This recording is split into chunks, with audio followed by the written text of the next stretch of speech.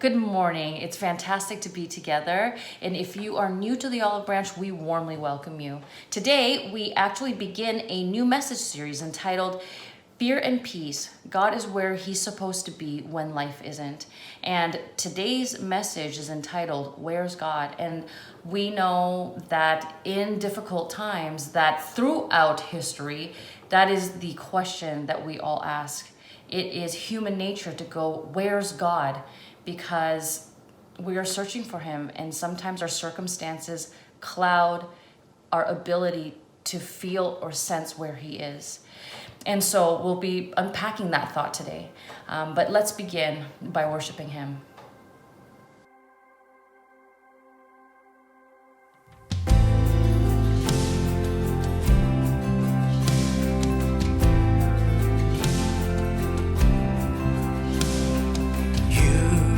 From the sky, leaving heaven's throne. I was meant to die, you wouldn't let me go. The riches of your grace I could not afford. My guilt has been erased, now I'm forever yours. Know what a price you paid, trading the highest place. Lay down your crown for me, how great a care. From death life has begun, a garden from the grave, bursting through the night, yours is the victory. From death life has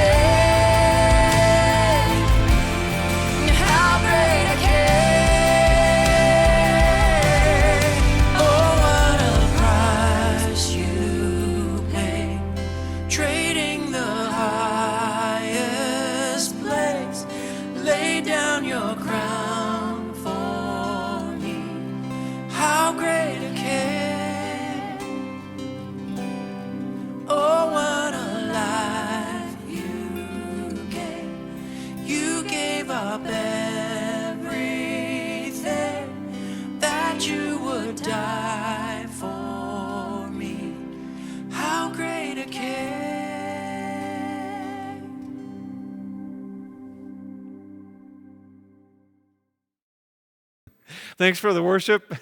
It's good to have everybody here this morning and ready to listen. Every summer in mid-July, I used to be a part of a camp. It was called Mahaffey Camp. Now, you have to understand, Mahaffey Camp, it was just about 15 miles from where we used to live in Pennsylvania, but it was very primitive. Like, we used to call the bathrooms there, like they didn't have any flush toilets, so they had these big mass bathrooms, 18 holes in a path. We called them golf course bathrooms.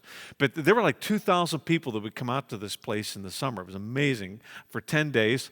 And then I used to work with the youth there. And it was funny because teens loved to come to this place. And in the morning, we had a morning service and an evening service. We'd have like 250 teens that would come to the morning service, and then sometimes around 500 in the evening. And there was no sports, there was no rec center, there was no swimming pool, there was no place you figure you couldn't even shower, so it would have been good to have a swimming pool there. But surprisingly, for some teens, this was like the bright spot of their summer. So maybe that says something about Pennsylvania. I don't know. But we worked hard at it. I was in working with the youth. We used to have a bunch of other people that were involved, and we would work hard to make this the best time of their lives, which anything else to work with, and so on. But there were a lot of teens that would come there, and it was their place during the year when they would connect with God. And maybe you went to camp as a teenager and so on. You can remember what this was. And I was always amazed to see what God did at these camps, these meetings and so on that we had. And so they would reconnect with God, and I'm telling you, they were on a high. And I was on a high too, because it was fun to be able to lead under the circumstances. Now, as I watched their lives and I saw them experience renewal and saw them meet God and get called by God to do things, I used to think, only God could do something like this. Only God could work under these primitive circumstances where they're away from home, away from their friends, and do the kind of stuff that He's doing. So it was one of these moments where I would think, there's God. God shows up. God is able to do this in this really difficult place, this Mahaffey campground. It was fresh, there's God moment. But here's what I knew. I knew this because I worked with them for about 10 years, and I knew that when those teens went home, it would be maybe a matter of weeks, sometimes a matter of months, and they would go, back, and they would, have an old girlfriend or an old boyfriend, or they would go to high school, or they would go someplace, and the tenderness and the goodness and kind of the there's God moment would leave. And they would come to a place where they would be asking, where's God? Felt so strong when I was at camp, but I don't see Him anywhere here. And I wish I could say that was limited to the ups and downs, kind of emotional journey of a teenage, but we all know that that's not it. I mean, it happens to us as well. If you walk with God for any length of time, you'll experience something that Jesus experienced. I don't know if you remember the Mount of Transfiguration when He met with His disciples and they saw Elijah and they saw Moses, and Peter's all excited. And he says, hey, let's have camp up here. We're going to build some shelters and we'll all stay up here in the mountain. And so this was the yay God moment. There's God. There's God. It's obvious. There's God. But then when you read on, right in the chapter, they get down the mountain and there's this horrible scene down in the valley. They've got this little boy that's demon-possessed, and the disciples are arguing with the religious professionals and so on. And so they're down in this funk down here, down in this fog. And they're saying, where's God? Where's God? There are times in our lives when it feels like God is dropping answers into our moment, or answers into our, every time we pray, dropping the answers into our laps every moment, we think, there's God, there's God. And then sometimes we hit these places in our lives where it's like we pray and it's like it hits the ceiling. Like maybe the prayer builds a nest up there and stays up there, but we don't see God anywhere. Now, you may be thinking, okay, I thought that this was about fear and peace, and it is. We're starting a series today on fear and peace. And here's the deal. The two are connected. And we are in a funk right now in our culture because of the fear that we have of COVID and everything else that's going on. And it steals peace. And that's what we're going to be talking about, how it steals relational peace and how it steals all the other kinds of peace in our lives and so on. But for the last 7.5 months, we have been stuck in this place because of COVID, and people have, to some extent, been banished to their homes. And it's getting difficult. I mean, if you talk to anybody, you know this. And the problem is that their homes are being pumped full of fear. And that's what's going on. People are locked inside, and there's the fear of getting sick or the fear of getting fined or shamed. And the only outside links that come into your home are through the TV or through social media or through the internet and so on. And those links talk endlessly about COVID and how bad it is and how many people are dying and how you need to be careful and so on. And this gets on. And it pumps people's homes full of fear. And sometimes that fear gets into our heart. Sometimes it gets into the whole financial arena. We're hearing, that people have lost their jobs. There's the shutdown in education and travel and entertainment and businesses. And I'm telling you, this is a recipe for anxiety because people are thinking, what in the world is the future going to hold? Is this ever going to get any better?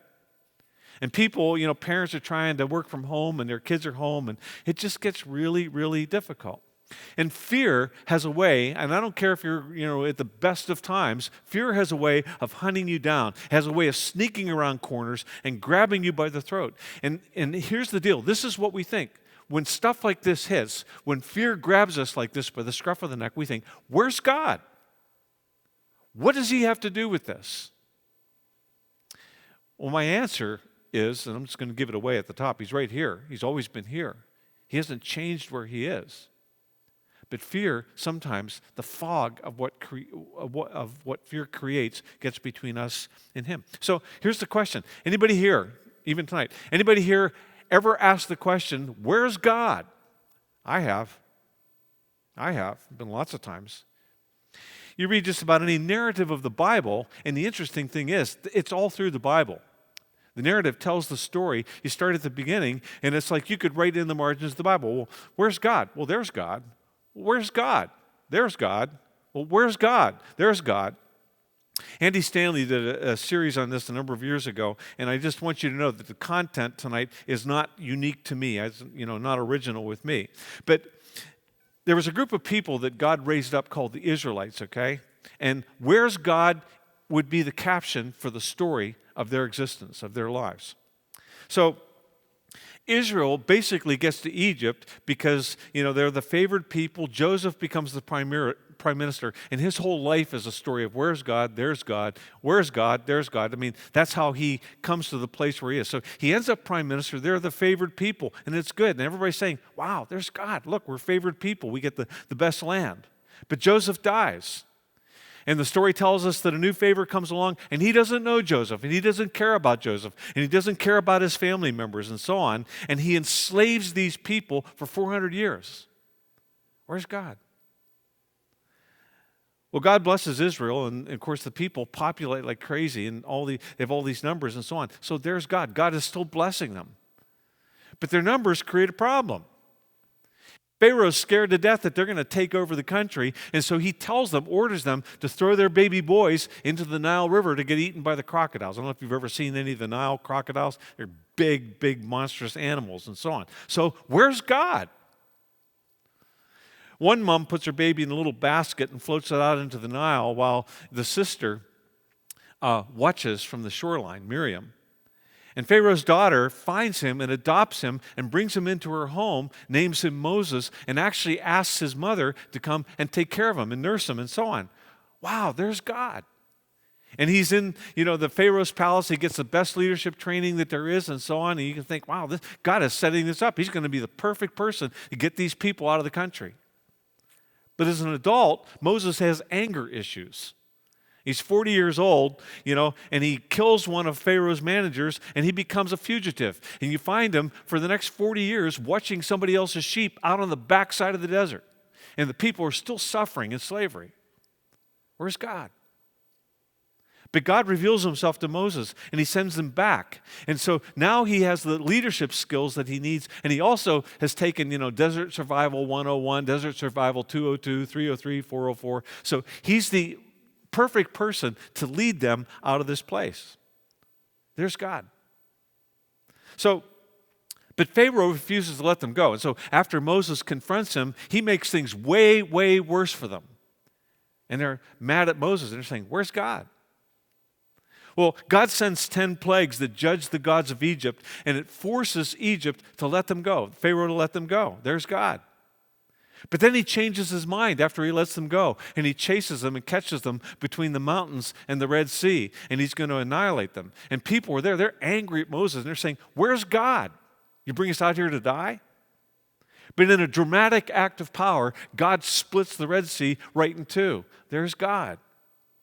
You read the book of Psalms written by David, and it alternates back and forth. It's like this "where's God, there's God" kind of, thing. He's, in one psalm he's saying, God is glorious in power. He's greater. He brings kings in and he sets them up and he sets them down again and so on. He rules the earth. He's sovereign in all things. There's God. Very next psalm, he's saying, God, how come you let the fat cats rule the earth? How come I feel like I'm getting punished every day? Where's God? And then he comes back, he says, you're mighty and strong. You rule over history. There's God. And then next psalm, oh my God, how come you forgot us? How come you've forsaken us? Where are you at? How come you don't come when I call your name? Where's God? David's life is kind of like that. He starts out as the golden boy. He gets anointed king. He's the golden boy of Israel, takes down Goliath, leads the armies to victory, and so on. And you think, there's God. Then all of a sudden he loses everything. Loses his country, loses his job, loses his wife, loses everything. Where's God? And the story continues all through David's life and beyond. You read the story of the kings, that followed him, and it's kind of like, where's God? It's like they've totally forgotten him. And then somebody comes along, that remembers him. Oh, there's God. And it's like this story. Continues right down to the exile. I don't know if you're familiar with the exile, but Nebuchadnezzar, this Babylonian king, comes in, conquers the country, rips down this temple that Solomon had built for God's glory and so on, and he hauls the best of Israel off to Babylon. Where's God? Well, among the people that get hauled off to Babylon is Daniel, and he becomes a consultant in the court of Nebuchadnezzar. And actually, Nebuchadnezzar ends up writing a chapter in his book. There's God. And you read on. Next emperor actually sends a guy by the name of Nehemiah back to Jerusalem, and he pays for the whole rebuilding of Jerusalem and also repays for the building of the temple. There's God. A girl named Esther, wins a beauty contest, and she becomes way, way more than eye candy. This guy Haman decides he's going to destroy all the Jewish people, but she steps into it, and all of a sudden she's a leader of her people, and her people get released. There's God. Then, Israel spends 40 years waiting. Like there's been these prophecies about a Messiah who's going to come, and he's going to rule the earth, and he's going to be, sovereign Lord, and he's going to be a father, and he's going to be eternal God, God with us. And then all of a sudden, 400 years of silence. No word from God at all. Where's God? Where's God?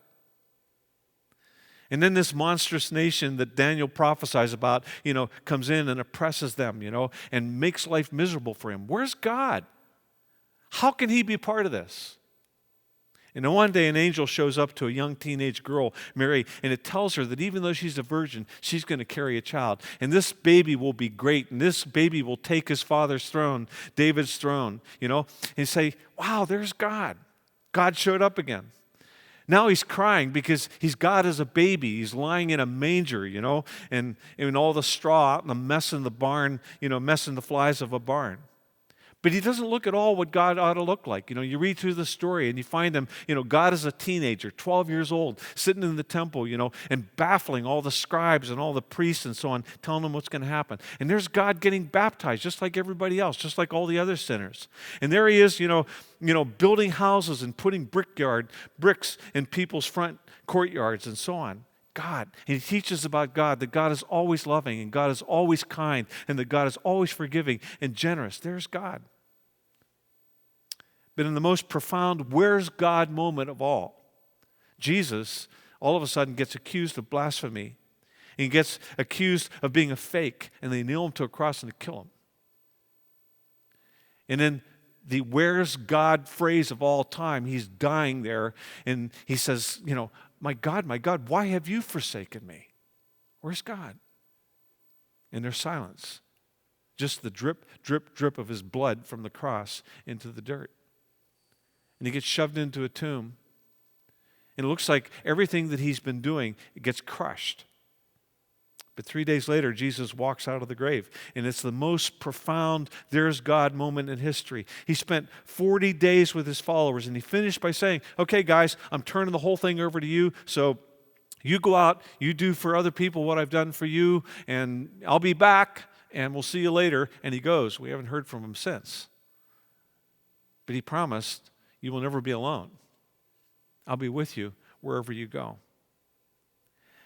A lot of people these days are looking for some kind of hope, some kind of reassurance.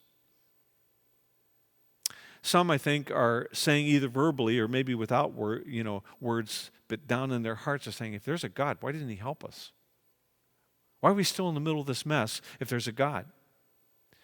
And just when we feel the pressure lifting a bit, in our culture, all of a sudden COVID's back, and we're in round 2 and so on. And so people were saying, in the media saying, stay at home, hibernate, wear a mask, stay away from people. We're kind of going back to where we were before. And personally, I just have a problem with a system that seems to pump fear into people's homes and then appears to be using that fear to control people's behavior. Maybe I'm just being, suspicious and so on, but, we're being sold the news, and the news, to keep selling has to be telling people how bad it is.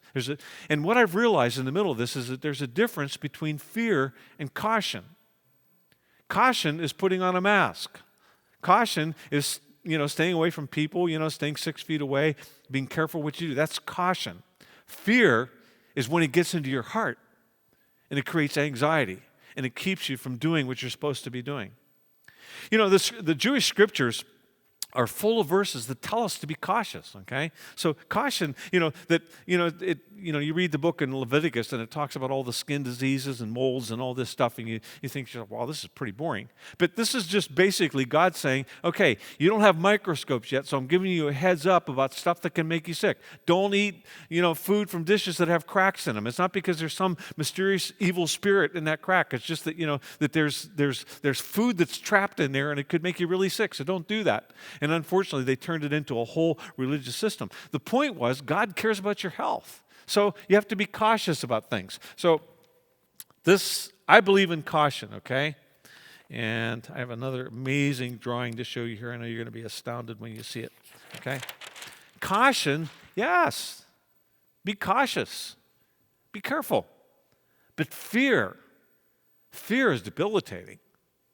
Fear gets into your heart. We're told to fear God. That doesn't mean that, that we run away scared, saying, he's going to burn me to death. It says respect him. It's honor him. Don't flip him off just to make your life easier.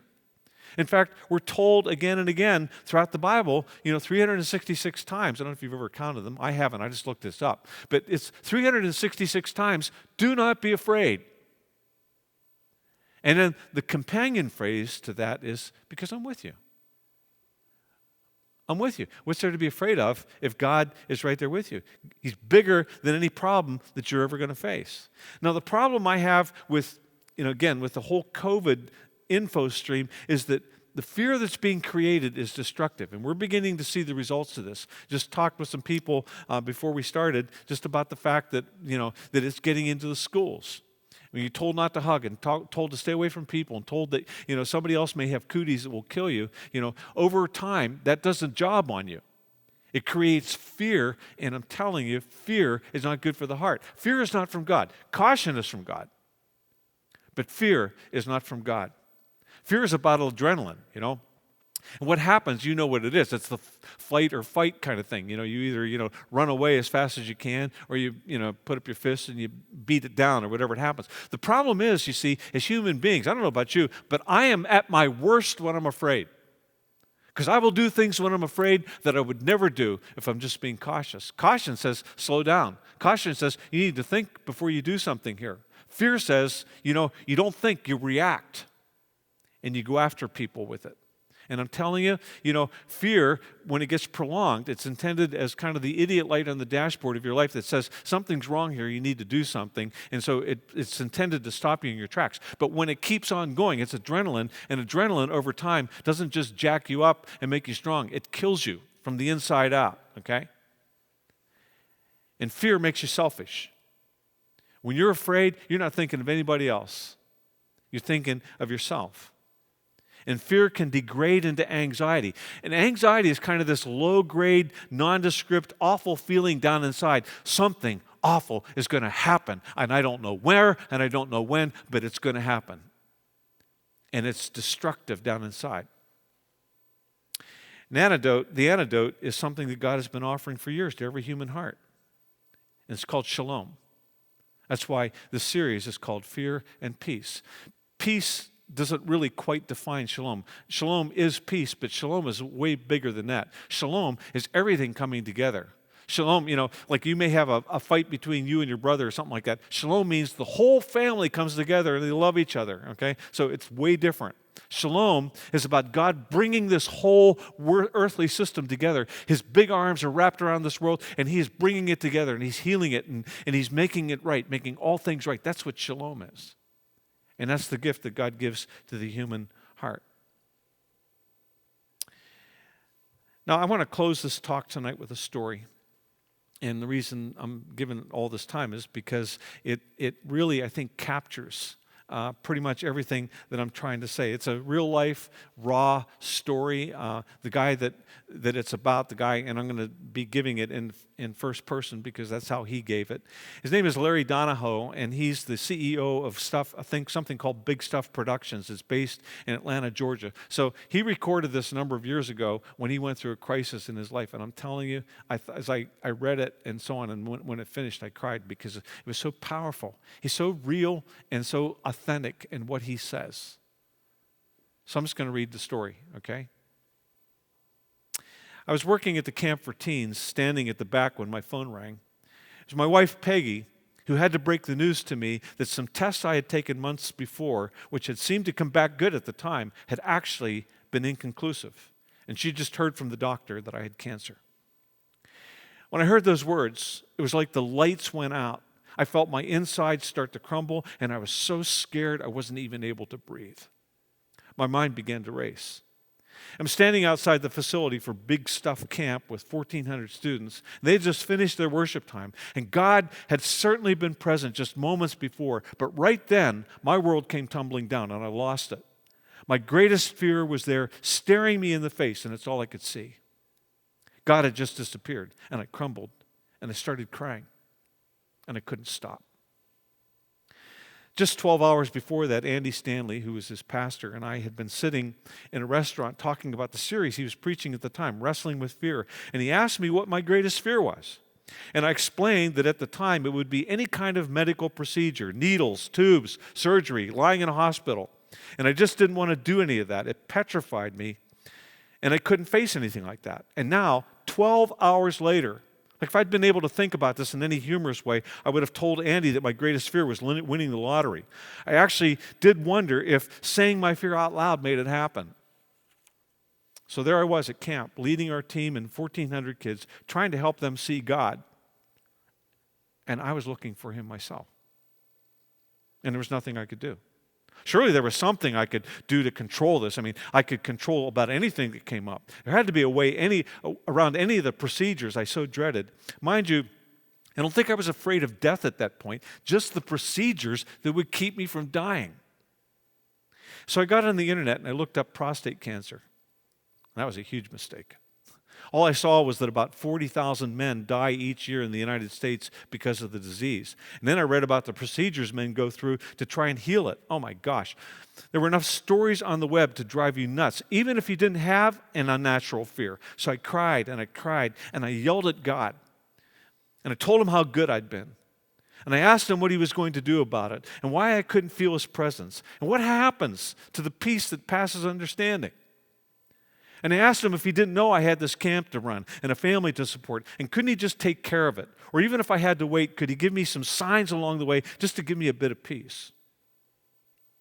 I didn't hear anything back or feel like much my prayer got through. But I did have this camp to run, so I just set it over on the mental shelf for a while, and I decided I would face it when I got home, and maybe God would show up then. Finished up camp for the next week and a half, and then I came home to see the doctor while he explained what he thought we should do. I sat there bawling while he very nonchalantly explained what he would cut and what he would remove and what the recovery process would look like. My wife was with me, and I know she wondered what in the world happened to the guy that she thought she had married. And I left there afraid and angry because it just wasn't fair. I was serving. I was making a difference. And this was my greatest fear. Hey, God, let's get around this thing, all right? I didn't hear much. We scheduled surgery for mid-August, and I stayed miserable. I quit coming to church because I didn't want to be around happy people. And I sure didn't feel like worshiping. I went to the elders and cried for an hour, asking for them to pray for my healing. And that was the only thing I would accept from God. Hey, I could have quite a testimony about the healing thing if you'd heal me. I then asked the doctors to do one more PSA test before my surgery, so that I could show my faith. That way, if the PSA numbers went down, then hey, I was healed, no surgery, no tubes, no needles, no pain, and a good testimony. The PSA test came back a day before the surgery, and the doctor said your PSA had been 9 back in August, and now it's 18. Nothing I had read said that anybody's PSA was to be that high, so now I thought I was going to die. Doctor reassured me that PSA scores don't rise that quickly and that the only thing he thought it could mean was that I had an infection and put the surgery off. If I came in tomorrow, he would give me a shot that would prevent the cancer from spreading, and we would do the surgery in 3 months when the infection went away. Not exactly the way I wanted the prayer to be answered, but hey, let's look up the name of the shot and see if that might be the answer. The internet didn't help me with that either. By the time I finished reading the answer, I was sure that the shot was going to turn me into a woman. And then in 3 months, I would have to go through the same emotional trauma all over again and face the trauma of surgery all over again. And it didn't look like God was going to do anything. So I started to do some more research on my own and what I could do to get out of this. I know I wasn't thinking straight at the time. I remember the day standing out in a lightning storm, hoping, actually kind of daring God to strike me down. My wife was worried and called Reggie, his friend, to see if he could come over and handle this weird guy out in the driveway. God didn't strike me, of course, and I was convinced it was because he was busy attending to someone else, if he in fact was concerned about me or anyone else. I had some time before the surgery, and so I visited a few more doctors, hoping they might say that the first doctor was wrong.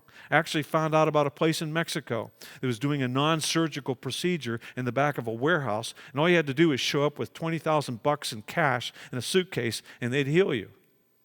You might laugh, but I actually called that place and considered it because I just didn't want to face surgery. Fortunately, a friend talked me out of it.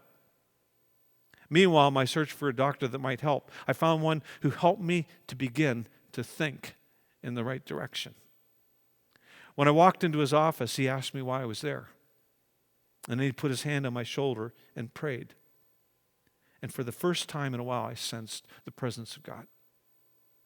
So I went home and tried to see if God would give me some answers. I picked up the Bible and turned to Romans to see if there was something that would make some kind of sense to me. Before I did this, I read through the Psalms. I got very frustrated with David. He would praise God in one chapter and then cry out and wonder where he was in the next. All he seemed to be worried about was that his enemies were saying bad things about him, and I had cancer. And I'll never forget the day I read these words in Romans 8 that said, obsession with self in these matters is a dead end. Attention to God leads us out into the open, into a spacious, free life. Focusing on the self is the opposite of focusing on God. Anyone completely absorbed in self ignores God and ends up thinking more about self than God. And that person who ignores God, who God is and what he's doing, and God isn't pleased at being ignored. All of a sudden, I felt that God was saying that he wasn't exactly pleased with me, that I was being selfish. So I'm sitting in my room, and I'm having this conversation with God. I said, of course I'm focusing on myself. There's something going on with me. Remember? Don't you get it? And it was like he was saying back, hey, there's something going on with me. Don't you get it? And then I heard these words. Hey, I've been here all along. And if you want to get through this, you just focus on me and watch what happens. Whole time I thought God was ignoring me, and I realized it was me ignoring him. I couldn't see him very clearly because the lack of control over my fears was right in the way. So I decided to do that, stop focusing on what I was afraid of and start focusing on him. I started to spend an hour or two a day just walking and worshiping, and I got my body in shape for surgery, and my soul was getting into a lot better shape as well. Then a great thing happened one day. I was a week away from having surgery with this new doctor I told you about. I was starting to get nervous again, and I was at a friend's office, and he saw how nervous I was. So he placed his hands on my shoulders and prayed, God, take away Lanny's nervousness. Bring someone into his life or some circumstances into his life that will prove to him that he's making the right decision here. An hour later, I'm in my office when a girl came in with a note from another girl in her small group. And the note was from Susan, a nurse, and she wanted to talk to me about my surgery. I called. And on the other end of the phone was a woman who said, Lanny, I know your history. I know what your PSA was back in August, and I know, about your shot. And I know that you've been to see 3 different doctors and named them. I know that you're very nervous about the surgery, and I feel like God has had you on my heart for months, and I'd like you to come and see the doctor I work for. He's a great surgeon, and I'm a research specialist, especially in the area of prostate cancer. She knew more about that type of cancer than anybody I'd talked to. And she said, just come and see him. If you want, you can go back to your other doctor, but I just think that you should come by. Wow. I went into that office, and I had no doubt that I was supposed to be there. I met an excellent surgeon who wanted to take care of me, and it was this me and God moment that I won't go into now, but the prayer of my friend had been answered, and God was in the middle of the whole thing. That doctor did the surgery. Turns out that there are 2 totally different procedures, and if I had gone with the previous doctor who did the procedure differently, there would have been some major complications because of an abnormality that I didn't know about at the time. So I had the surgery, and the cancer extraction went really well. And when I woke up, sure enough, I had 3 or 4 tubes running in and out of my body and needles stuck in my skin. But neither of these was as bothersome as the fear of them had been. A number of days later, I came home connected still with way too many things. A week later, I was exhausted. I hated having all the tubes and stuff, but I was headed the next day to the doctor's to get the staples and the tubes removed. And I remember watching a movie with my 13-year-old son. Afterward, he turned to me and he said, hey, Dad, how long has it been since you knew you had cancer? And I said, well, since I knew something was wrong, it's been about almost a year. And he said, well, tomorrow, Dad, it's all over. Wow. My son letting me know that he loved me in this way. He walked out of the room, and all of a sudden, all of the pictures of that year became crystal clear. From the phone call outside the camp facility, to standing out in the rain yelling at God, to doctor's visits, to internet information, and a million others. I began to weep, and then sob, and I couldn't stop. Then in the middle of all the deluge of pictures and memories, I felt this huge, warm, and visible, loving hand on my chest. And I grabbed it with both of my hands, and I held on to it. And I heard God say, your son is right. It's over. I've been with you the whole time, and I'm with you now. And I want to carry you on with new confidence and a new relationship with me. You don't have to cry anymore. And I felt this peace come over me like I'd never, ever felt before. The song says it perfectly. Carry on, my wayward son. There will be peace when you're done. Lay your weary head to rest and don't cry no more. Got to tell you, I slept better that night and was more at peace that night, having experienced the hand of God and hearing his voice, than I've ever slept in my life. I looked back and I saw some things.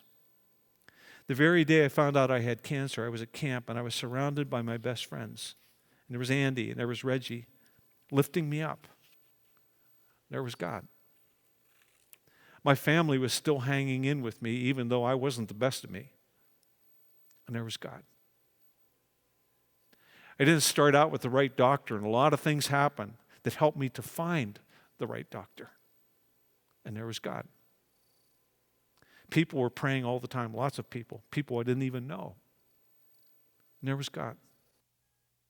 My friend Reggie took off work to go to the doctor almost every time Peggy and I had to go, and Reggie never takes off work. There was God.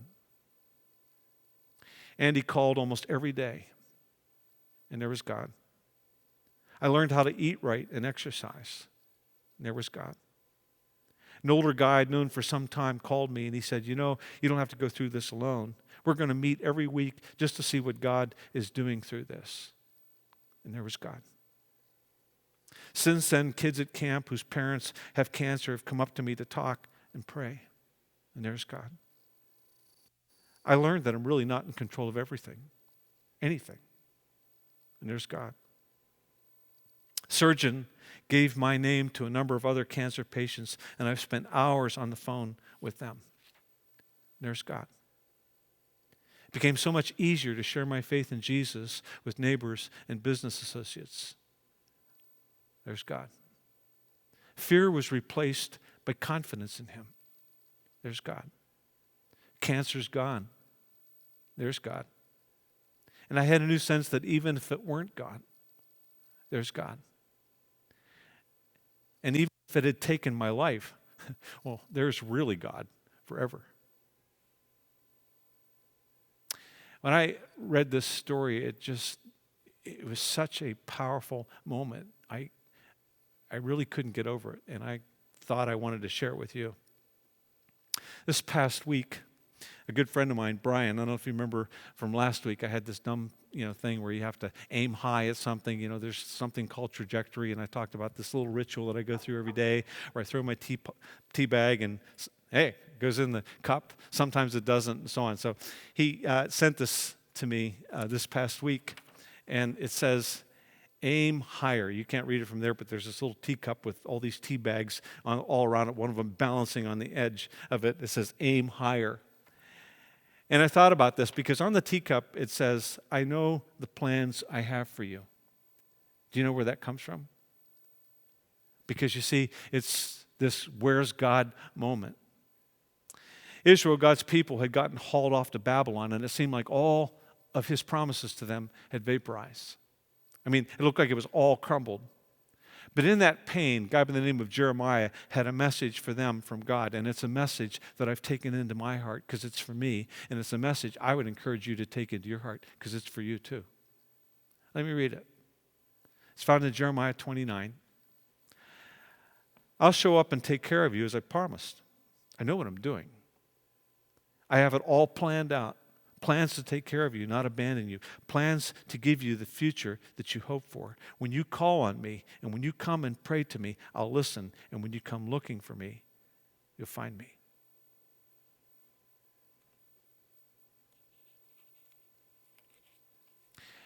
If you're in the middle of some kind of a moment in your life right now, maybe it has to do with COVID. Maybe it's something else that's going in your life.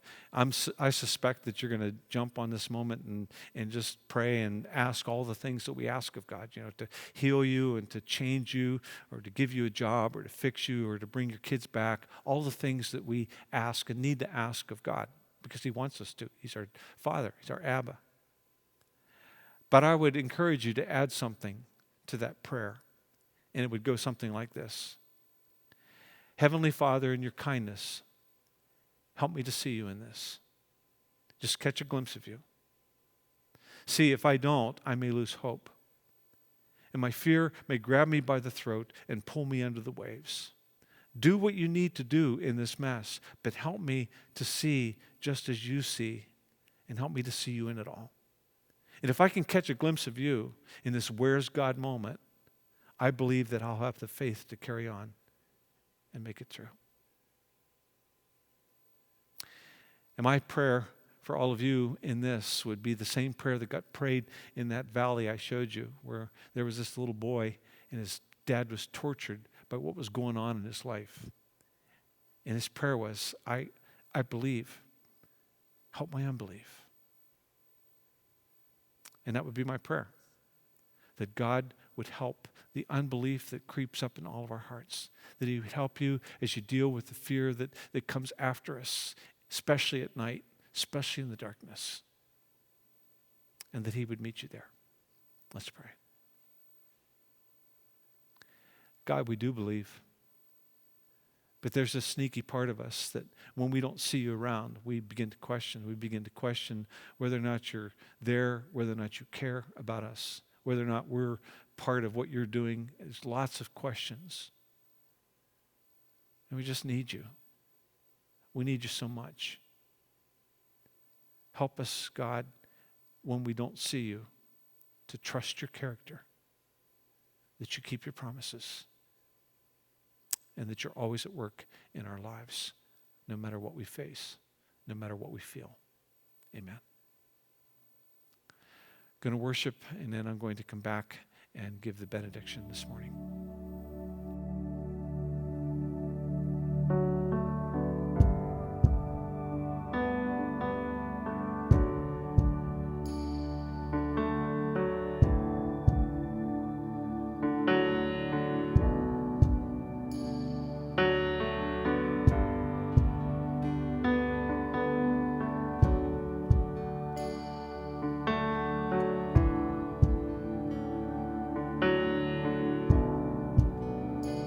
You are here, moving in our midst.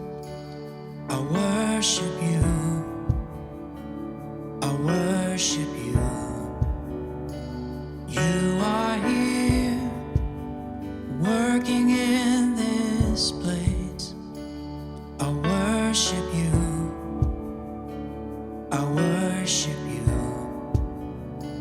You are here, moving in our midst. I worship you. I worship you. You are here, working in this place. I worship you. I worship you. Waymaker, miracle worker, promise keeper, light in the darkness. My God, that is who you are. Waymaker, miracle worker, promise keeper, light in the darkness. My God, that is who you are. You are here, touching every heart. I worship you. I worship you. You are here, healing every heart. I worship you. I worship you. You are here, turning lives around. I worship you. I worship you. You are here, mending every heart. I worship you. I worship you. Waymaker, miracle worker, promise keeper, light in the darkness. My God, that is who you are.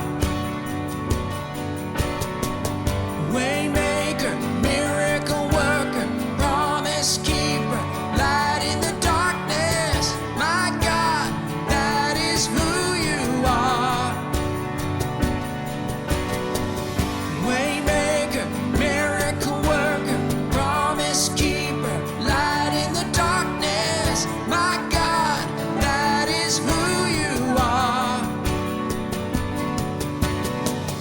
Waymaker, miracle worker, promise keeper, light in the darkness. My God, that is who you are. That is who you are. That is who you are. That is who you are.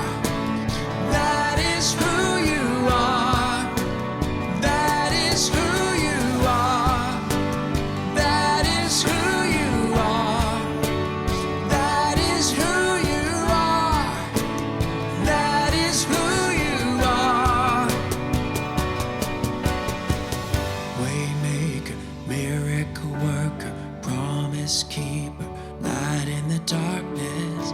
My God, that is who you are. Waymaker, miracle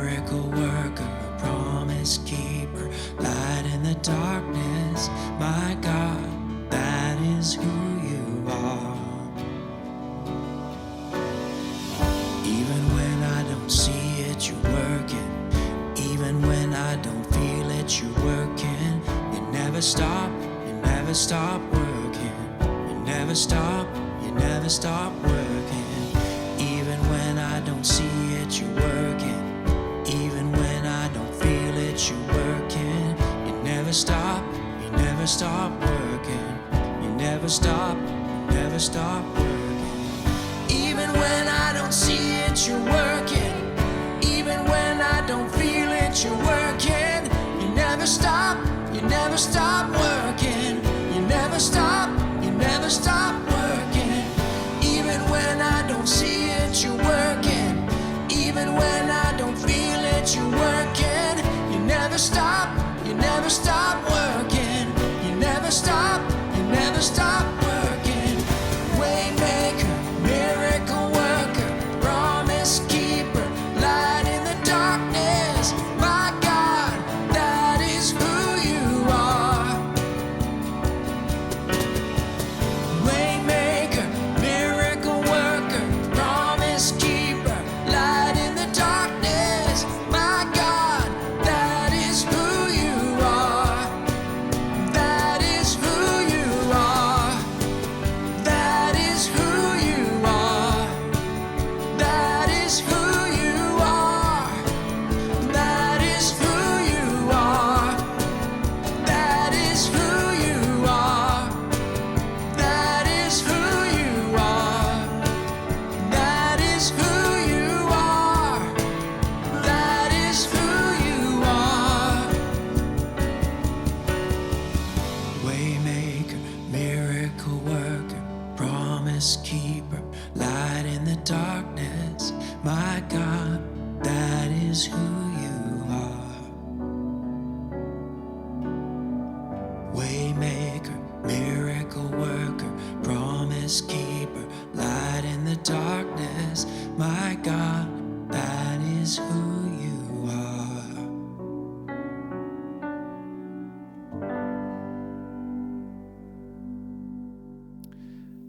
So as you go through this week and through these next weeks, who knows how long, our COVID experience, may you never cease believing in the goodness of God. That even if you don't see what he's doing, that he's still good and that he's at work in your life, that he's at work in your circumstances. And may that goodness and may that confidence spread into the world of people around you who don't have that confidence. Amen. Hi, Olive Branch family.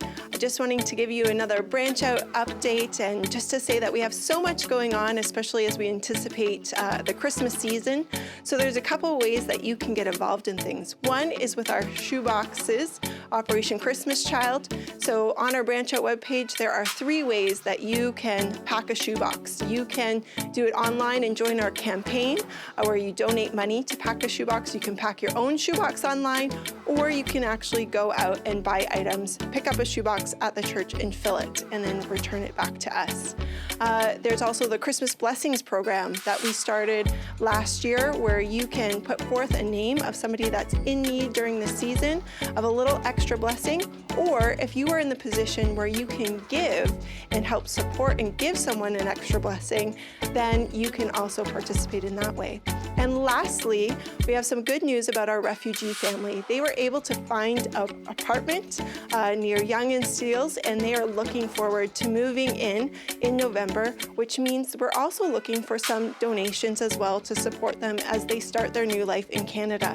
So that list will also be on our Branch Out webpage, and you can look there and see what maybe you have around that you could donate, or as a group could purchase something new to donate to them. So lots of things going on, lots of ways that you can get involved and show generosity as God has shown us generosity. Thank you so much.